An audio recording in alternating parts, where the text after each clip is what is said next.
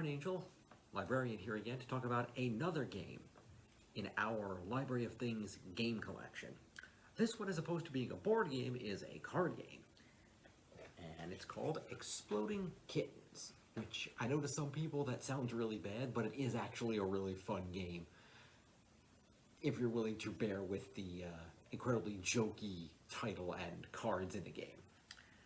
So this is a game designed for ages 7 and up, so it's not for little kids. It's more for older kids, teens, and adults. And luckily, this is a very, very easy game. The way it works is that there are 56 cards in this game. And the goal is to not draw an exploding kitten. If you are playing the game and you draw an exploding kitten, then you lose. You are exploded and you are eliminated from the game. All the other cards in the game are designed to aid you in not drawing an exploding kitten so that you can be the last player, because the last person alive who has not been exploded by an exploding kitten is the winner of the game. The game is designed for 2 to 5 players, so you can play it with a few friends, and it only takes a few minutes to learn, and playing a game of it doesn't take that long, so you could do several games in a row. Now, there are 4 exploding kittens that come with the game. You want to put into your deck 1 less exploding kitten than the number of players you have. So if you're playing a 4-player game, you would put in 3 kittens. If you're playing a 3-player game, you'd put in 2 kittens, so on. That way, there's a guarantee that everybody will be eliminated except for one person, who will be the winner. Now, there are a variety of different kinds of cards in this game that you can use to try to prevent yourself from getting an exploding kitten and being eliminated. There is a rule sheet that comes with this, and luckily it's very, very straightforward on how to play. There are pictures. It's very simple. So, everybody starts off, once the deck has been put together, by drawing 7 cards, or being dealt 7 cards from the deck. So,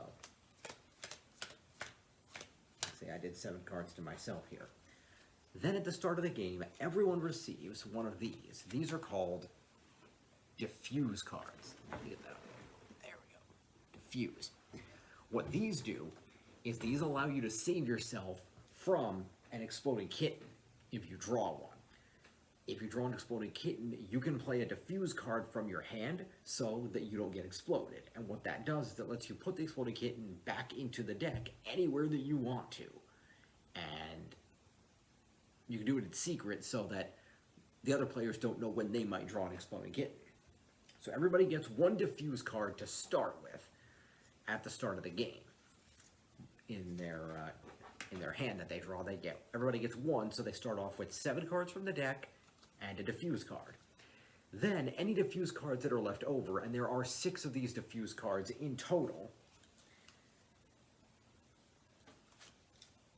then the extra diffuse cards are just shuffled into the deck, and you can potentially draw them to get yourself extra diffuses to help yourself.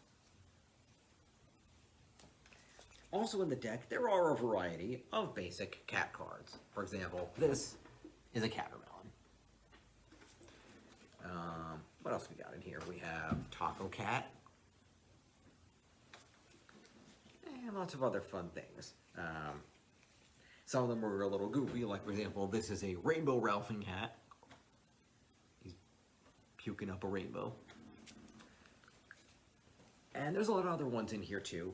And once you've played the game a few times and you know the basic rules, there are some advanced rules that you can use where you can play 2 of a kind to be able to use a special ability. Namely, to steal a card from another player is usually the ability. But that's usually a more advanced game. Play a few rounds to get used to the basic rules first before you start doing any of that.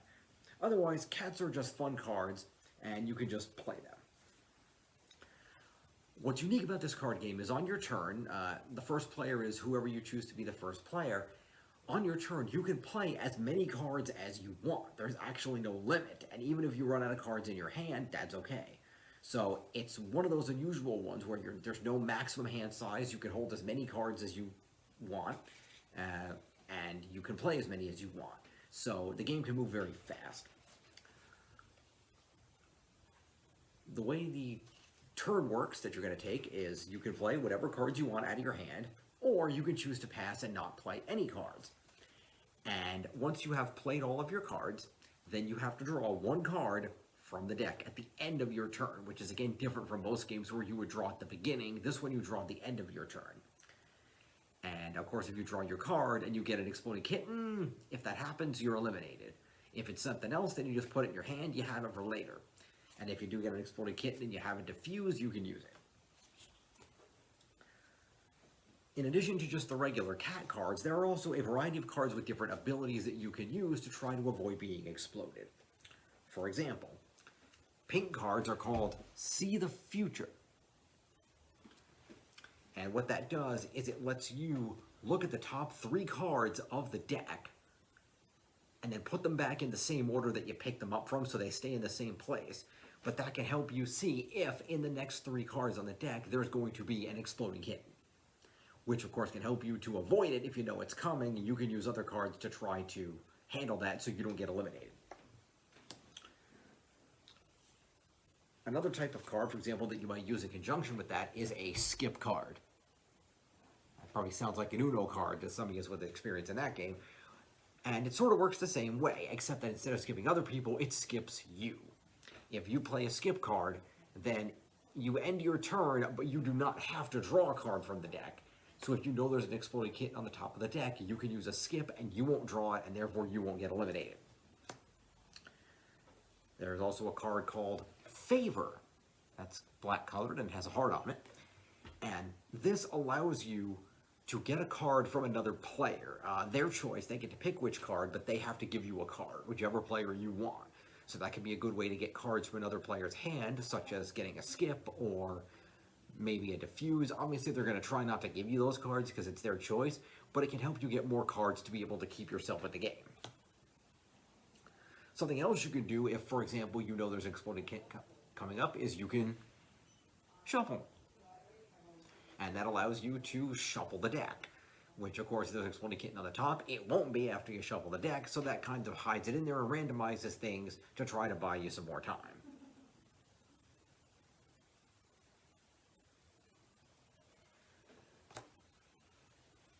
Something else that you can do that can really mess up your opponents is attack. And what attack cards do is they automatically end your turn and force the next player to take 2 turns. So what that means is they can play twice as many cards from their hand, which doesn't make much of a difference because you can play as many cards as you want. But more importantly, it means they have to draw 2 cards from the deck before they're done.